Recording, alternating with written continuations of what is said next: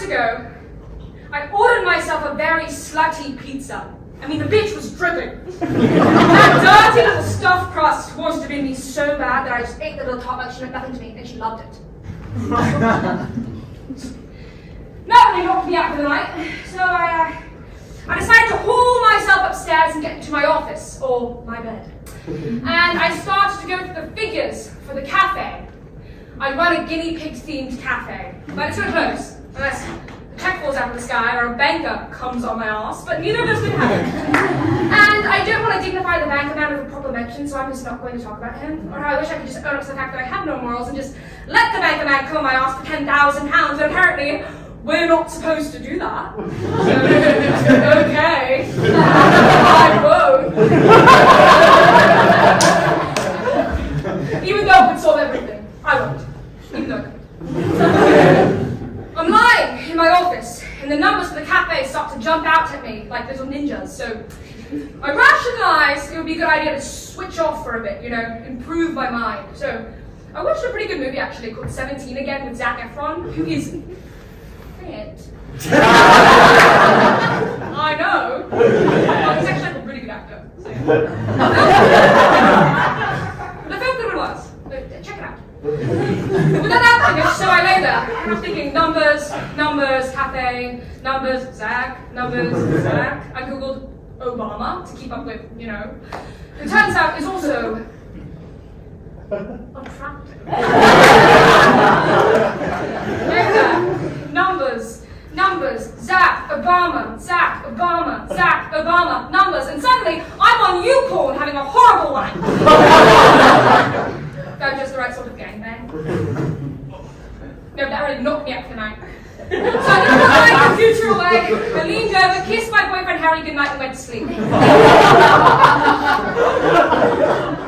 o'clock, Northern Line.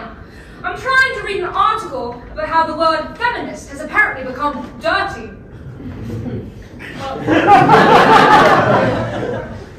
It just makes me think of a bunch of dirty little feminists. Yeah. I snort laugh at myself, and then I catch the eye of an attractive looking man. Well, he's attractive and holding his paper up to about hair. It all gets a little rosy from the nose down, but he does smile up on the tooth. He smiles at me with his tiny mouth.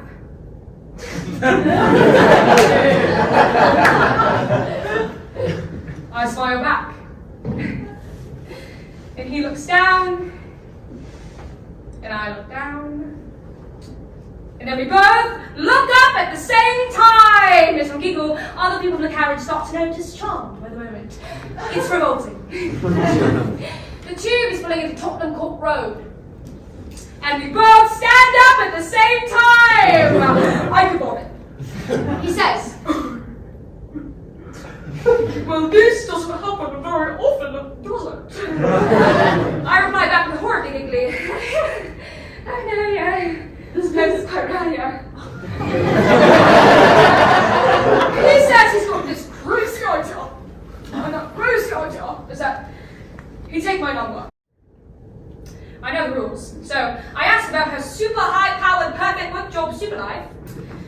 And she tells me that she's been offered the wet dream of a job in Finland. They want to overpay her and underwork her, and she won't have to wear power suits anymore. Wow, Finland.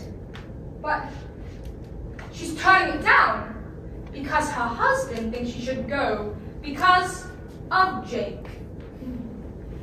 Jake is her stepson. He's really weird, probably clinically, but nobody really talks about that.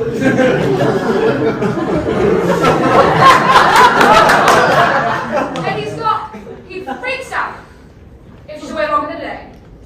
And he's got this really weird thing about trying to get in the bath with her.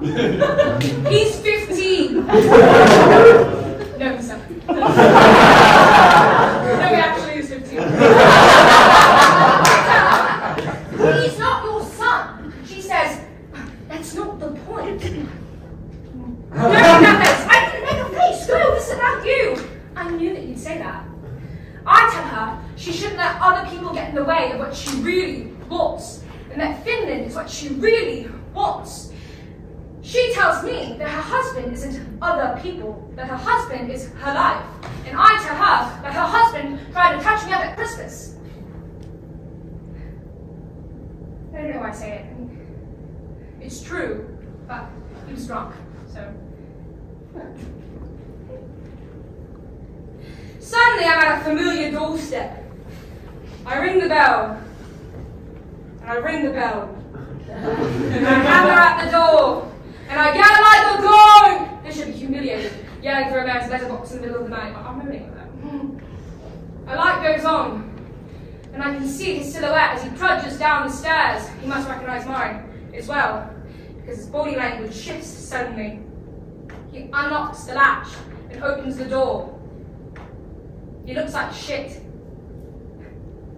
I put my fan right over his face. I push it a bit. Strikes me as something I never thought I'd do to a parent, but it never feels right. He stands in the doorway. Boxer shorts, white t-shirt. I can see the shape of his little man boobs. You alright, Dad? What's going on? I'm absolutely fine. Okay. I just... Yes? Never mind. Okay. It's just that... Yes?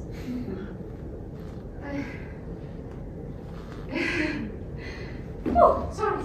Step there. No. Alright, fuck it. I have a horrible feeling that I'm a greedy, perverted, selfish, apathetic, cynical, depraved, mannish-looking, morally bankrupt woman who can't even call herself a feminist. He just stares at me.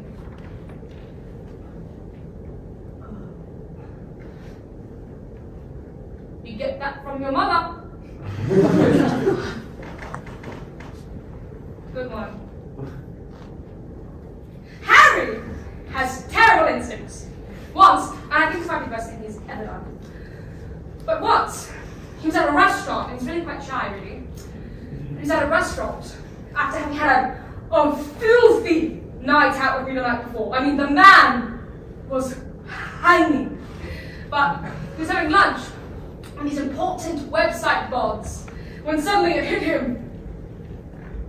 Halfway through the starter, he was gonna be sick. Like, now. So he politely excused himself and hurried walked to the loo, knowing by now that this was going to be a projectile affair.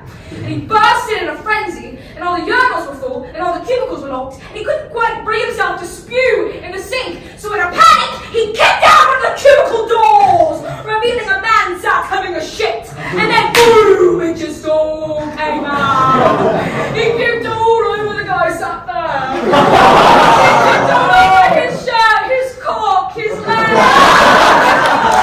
His legs to the wall and just drenched in them. And this is the best bit.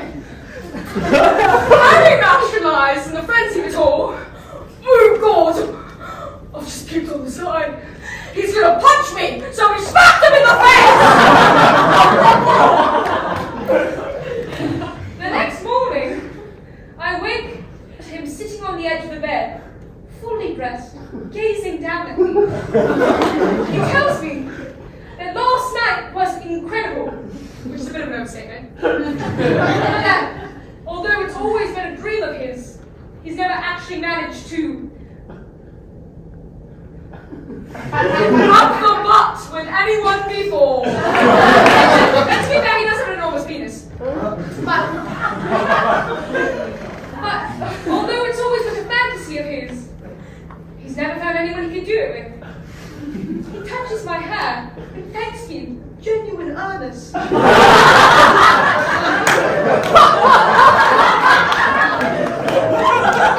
It's sort of moving.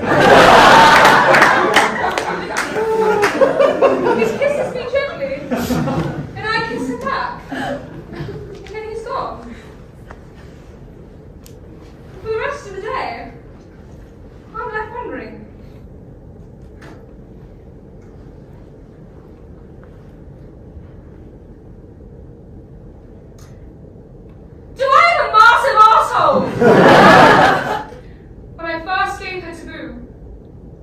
She was so tiny.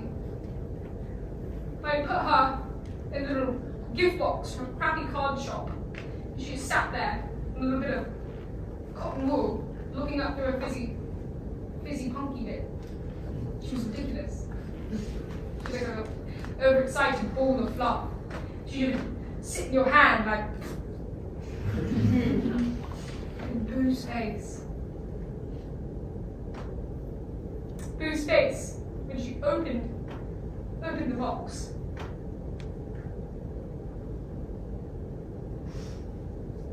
Huge rib spread over her entire body. What is this? What did she be a guinea pig? What is this? I don't know. Something to laugh. Well, wait.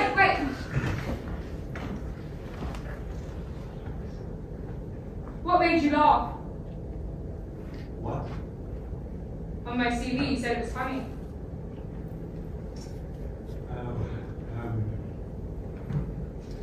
You wrote that you run a cafe for guinea pigs. Okay, well, that's not strictly true, but okay. So that made you laugh. Yes, I suppose I didn't know if guinea pigs needed. Okay, it was a guinea pig themed cafe. Yeah. That makes sense. Yeah. What if I wrote that I fucked that cafe into liquidation, that I fucked my family, and I fucked my friend by fucking her boyfriend, and that I don't feel in control unless I'm fucking, and I don't feel alive unless I'm being fucked, and that I've been watching people fuck for as long as I've been able to search for it, and that I know that my body as it is now is the only thing I have, and when that gets old and unbuckled, then I might as well just kill it. I wish I never knew that fucking existed, because somehow there isn't anything worse than someone who doesn't want to fuck me. That I fuck everything, but this time I genuinely wasn't trying. Either everyone feels like this a little bit, and they're just not talking about it, or I'm completely fucking alone.